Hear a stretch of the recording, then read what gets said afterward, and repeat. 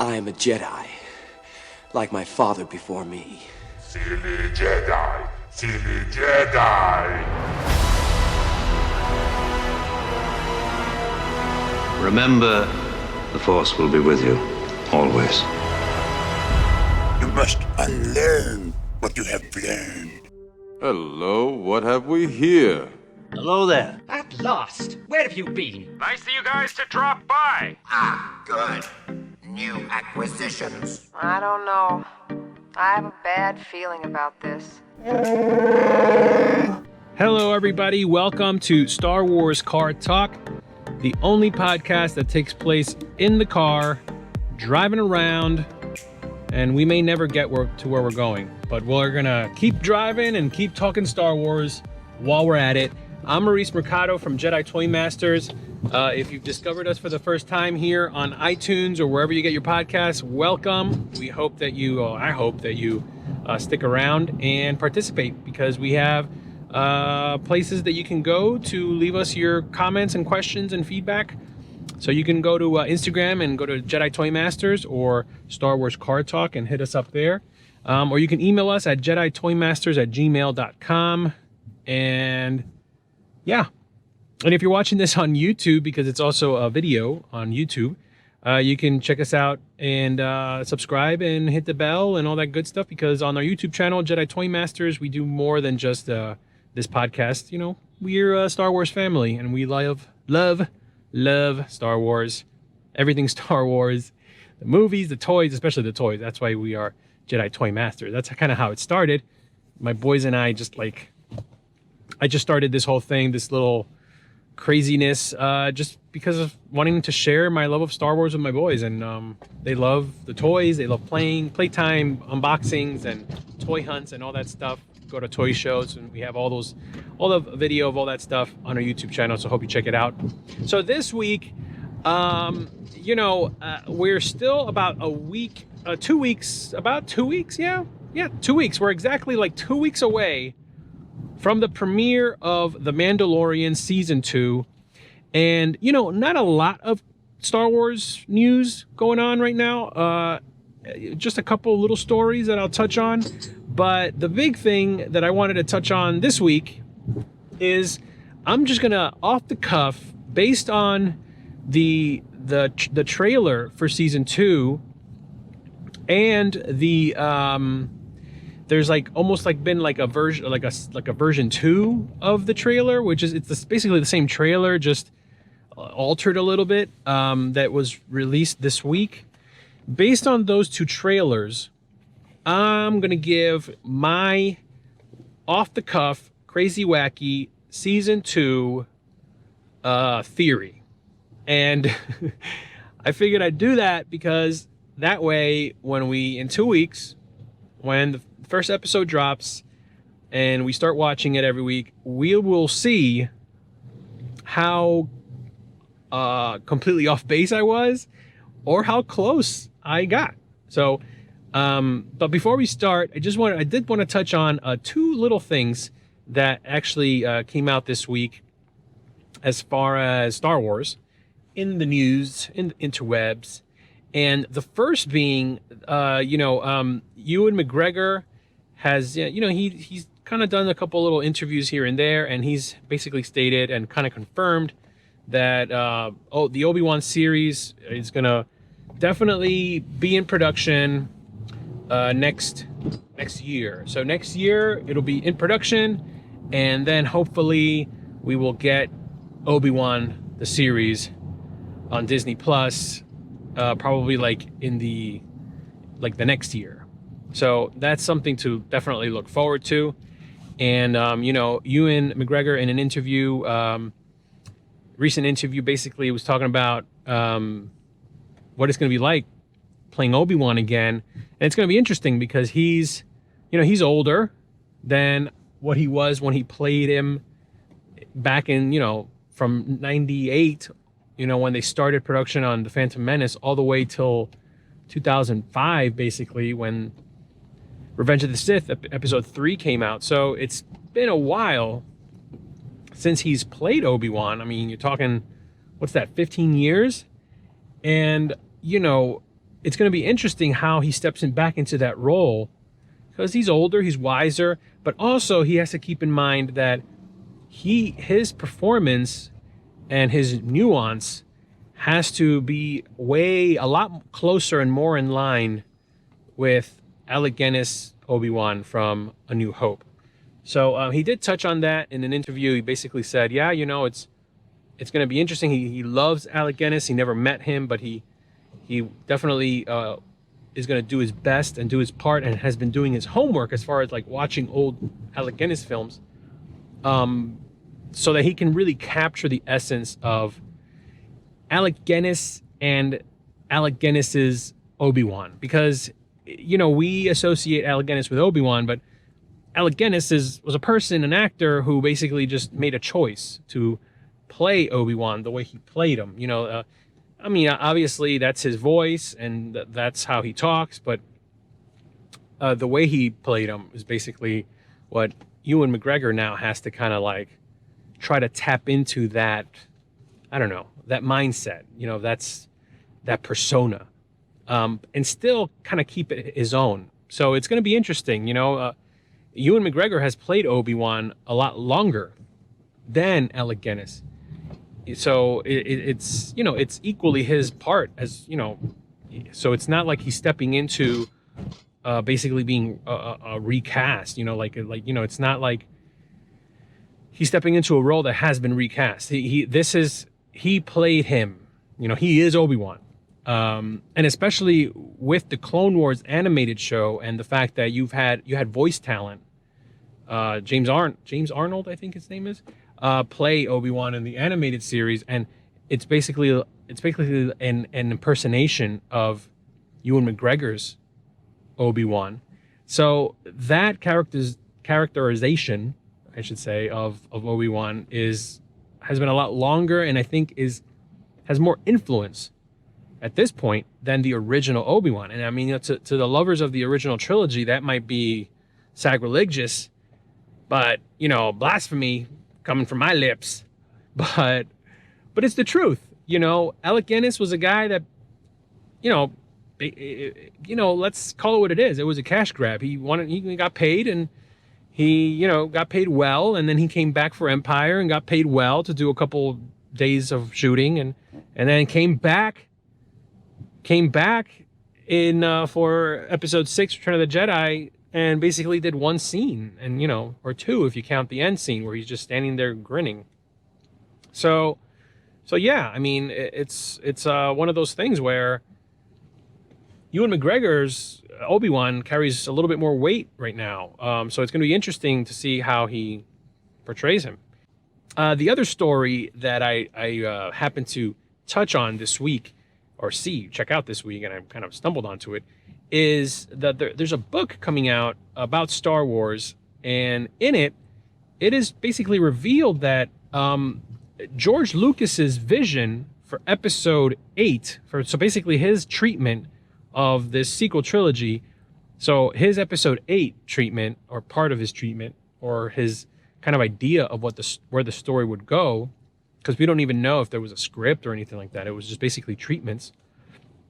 But his idea for Episode 8 was kind of what we got in Episode 8 from Rian Johnson. It was very close. You know, Luke would be this kind of hermit, this kind of person that has made himself cast away, and he's separated himself from everyone, and he's on a planet where there's an ancient Jedi temple, and he's basically has exiled himself there, similar to like Yoda exiled himself in Dagobah. And Rey, or the character, or whatever the character of Rey in Lucas's version, would be searching for Luke, and then kind of convincing him to come back to civilization, kind of snap out of that Jedi depression that he's in. So, and from the sound of the description of what it would be like, it very much like Apocalypse Now, very dark.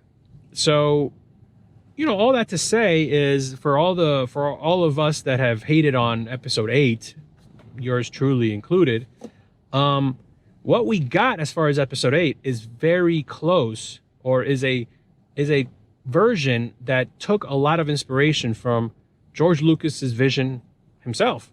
So and it's interesting because episode 8 is one of those things where I think episode 7, The Force Awakens, and episode 9, The Rise of Skywalker, with time, those two films are not going to age that well.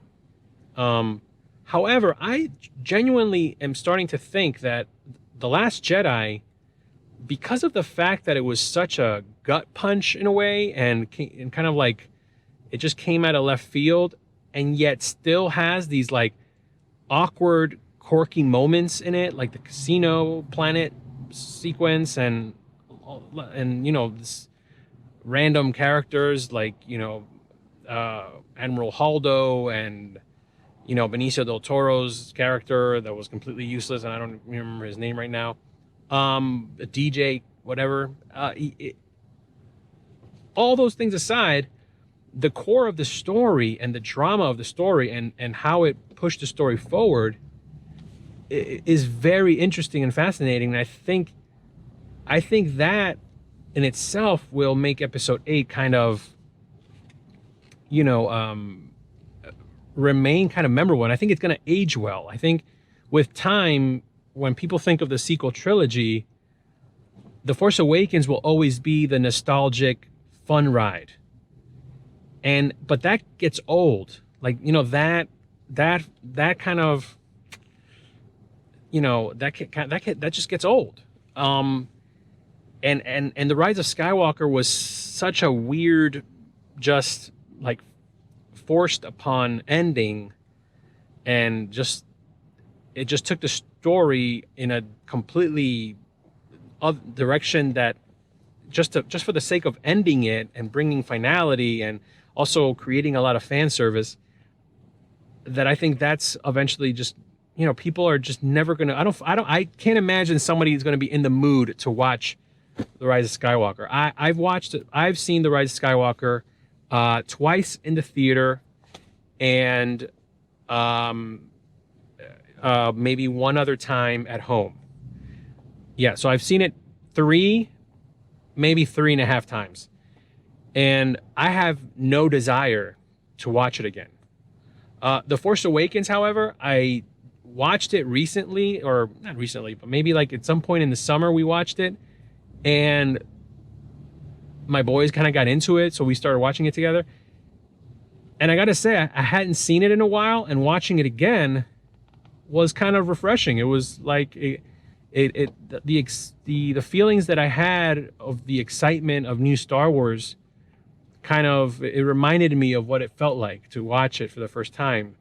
However, it just, the way it ended, that trilogy itself, it kind of ruins those feelings that you have for The Force Awakens. Because Force Awakens was so promising. It had so much promise, and wow, where are they going to go next? And who is Rey, and who is Snoke, and how is this going to work? And, and all that just kind of was a huge disappointment in the subsequent films. But the thing about The Last Jedi that makes it interesting is, and here I am talking about the sequels again, The Last Jedi is interesting because of the fact that it takes place like immediately after The Force Awakens. So it almost feels like you can kind of skim through The Force Awakens just to kind of get the gist of the story, and then just watch The Last Jedi. And that's basically, that could almost be like your first chapter.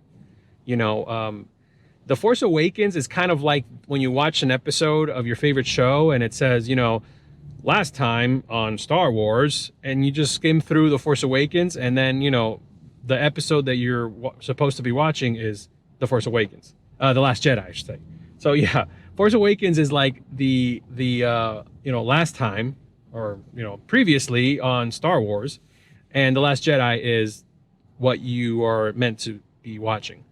And The Last Jedi took us to such a interesting place that it did feel like Empire Strikes Back. It's just that then it just ended there, and all the interesting things that were set up by Rian Johnson basically, basically getting rid of a lot of the silliness and the things that weren't going anywhere, that weren't going to go anywhere from The Force Awakens. Rian Johnson just ended that and said, no, we're just going to cut that right now, and we're going to see what happens and move in this direction now. And that would have been interesting if, it goes back to if we would have gotten Trevorrow's episode 9, the Duel of the Fates. That would have been so interesting. And from everything that I've heard and read and seen, great YouTuber Star Wars Theory put out a video recently where he basically took a scene from that script and made it into like an animated snippet of what that scene would have looked like if it was filmed and in animated form, obviously. And it's amazing. Like that one scene, this like little 7-minute YouTube video or 10-minute or whatever it is, had me captivated and seemed more interesting and felt more Star Wars than The Force Awakens and The Rise of Skywalker combined. So anyway, all that to say, what we got in episode 8, in some twisted way, George Lucas would have done something like that. Maybe there wouldn't have been a Snoke in George Lucas's version. Maybe there wouldn't have been a Finn or a Poe or, or definitely no Palpatine in the future. But the core of the story of this new trilogy would have centered on, or at least in part, the return of Luke Skywalker. And I think that's what was truly missing from the sequel trilogy. We didn't get any Luke Skywalker in The Force Awakens. We got a depressed Luke, disillusioned Luke for the entirety of episode 8. And then at the end of episode 8, we get like the heroic Luke, but it was like too little, too late, and then he's gone. And then we get Rise of Skywalker Luke, which is basically a fan service Force ghost that was meant to try to redeem and repair the damage that was done to Luke in episode 8. So I think George Lucas would have definitely handled it a little bit differently. I think he would have had a little bit more respect for the characters that he created, especially Luke, and continuing the Skywalker saga. But it is what it is. We got what we got, and we just got to move on, because we need to move on, because you know what? We have good Star Wars right now. We have The Mandalorian. Season 1 was amazing. Season 2 promises to be just as epic. So here we go. The Mandalorian Season 2, based on the trailer, based on what we've seen, and based on what we think, this is what I think Season 2 will be about. Now, we see a lot of Season 2. We see a lot of like The Mandalorian and the child going on this like journey. They look like they're trying to find a place or find someone. Now, ultimately, he's trying to find a safe place to return the child to. He's trying to find the child's people. Now, we don't know where the Yoda species come from. We don't know if every Yoda species person is Force sensitive. We don't know if he's trying to seek out the Yoda planet, or if he's trying to seek out where there are any Jedis or sorcerers so that he can hand over the child to them. We do know that Grand Moff Gideon has the Darksaber and that he is obsessed with finding the child. He needs the child for his plan. So here we go. Here's my crazy theory. How I think they're going to try to tie this timeline of, in between episode 6 and 7 time that we live in right here in The Mandalorian. And in the background, you have the beginnings of the rise of the First Order.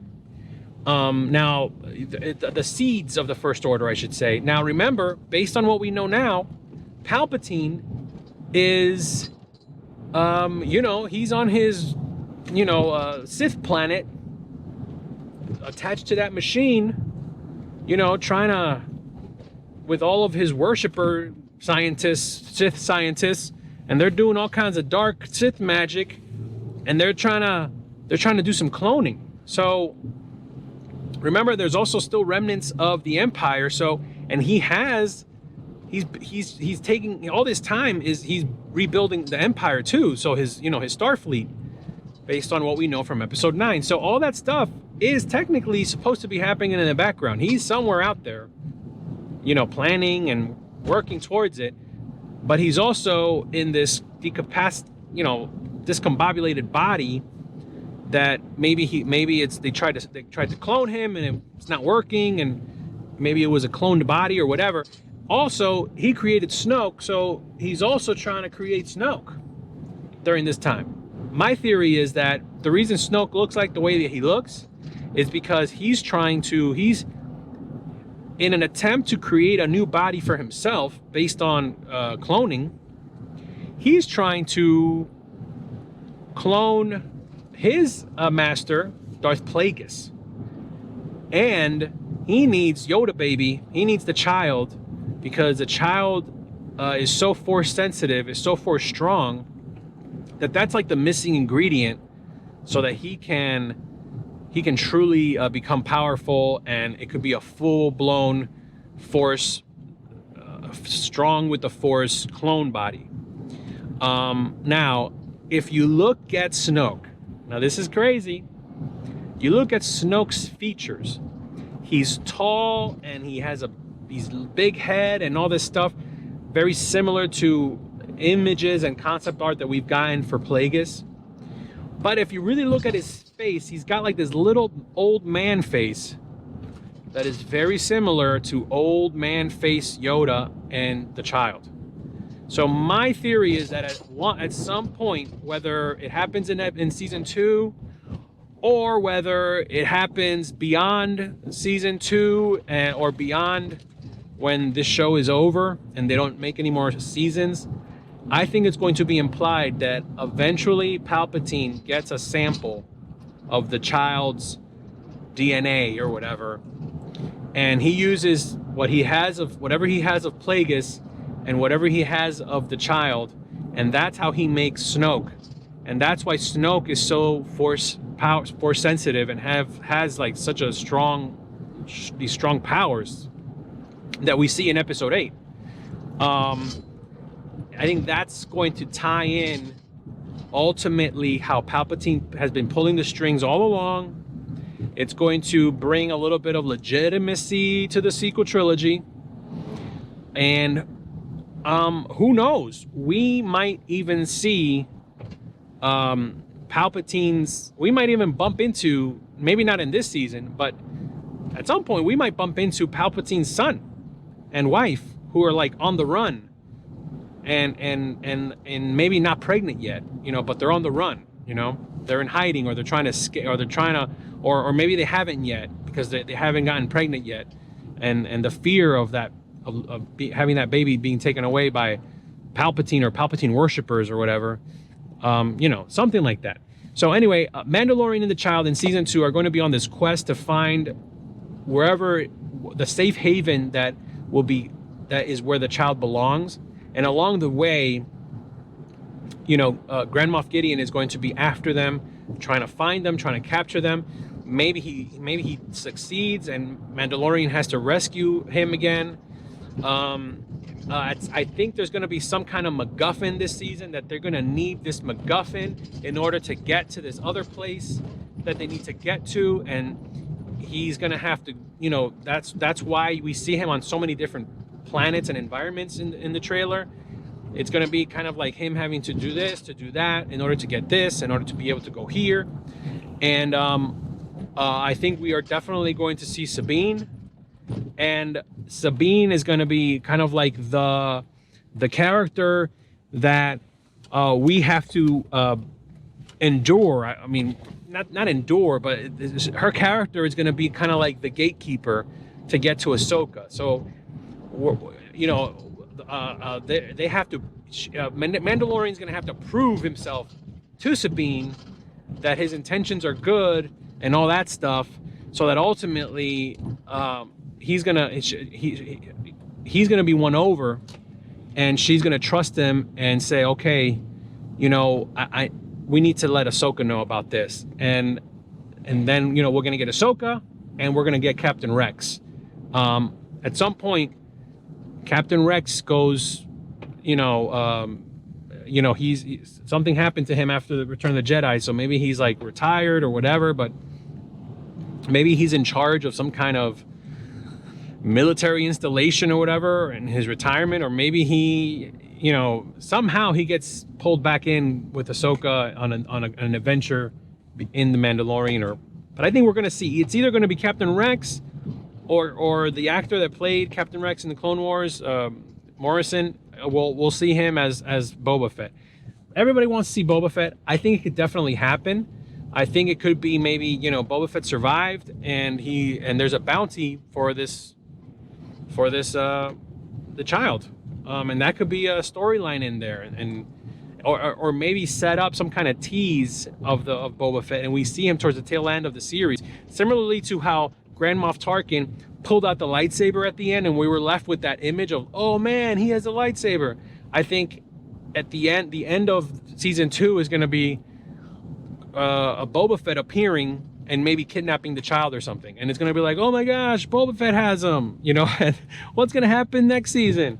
It's going to be something to that effect, or it's going to be Captain Rex, or we're going to get Captain Rex that comes to the rescue at the end or something, and him and Ahsoka have a little moment.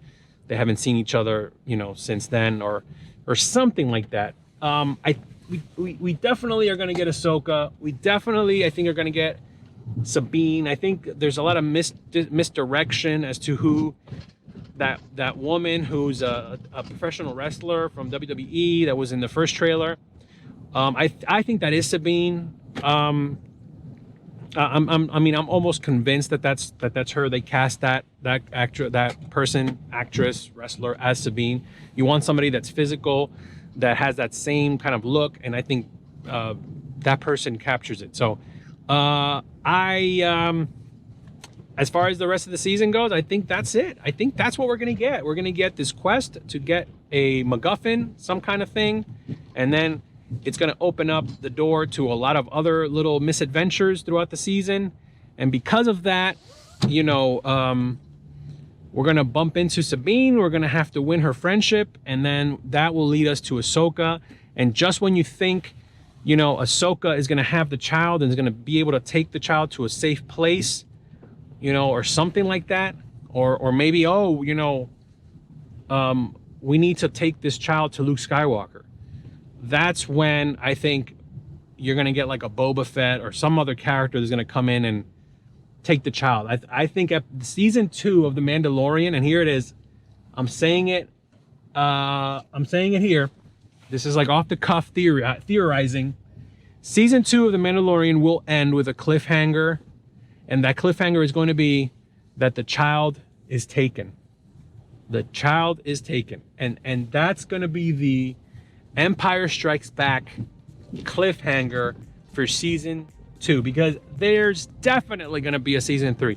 There is no way that they would only do 2 seasons of The Mandalorian. Star Wars is about 3s. You know, everything comes in 3s, trilogies. There's 3 movies in the trilogy. There's 3 trilogies, and there was supposed to be 3 movies in between the sequel trilogy movies. We didn't get that, but we got The Mandalorian. And I think with The Mandalorian, you're definitely going to get a 3rd season. So that's it, guys. Season 2 of The Mandalorian will end with this cliffhanger. I think the child will be taken. And it's going to be one of those things where just when you thought everything was going to be great, he gets taken. Just when you think Ahsoka, you know, and it's going to set up. We're not going to see Ahsoka until the tail end of season 2, and that's going to like introduce Ahsoka. We as the fans are going to go nuts, and then Rosario Dawson will come back for season 3 of The Mandalorian in full force, along with The Mandalorian and Cara Dune, and that's going to be like the fantastic Star Wars team up that will take us to season 3. So, guys, that's it. That's my theory. I hope you enjoy it.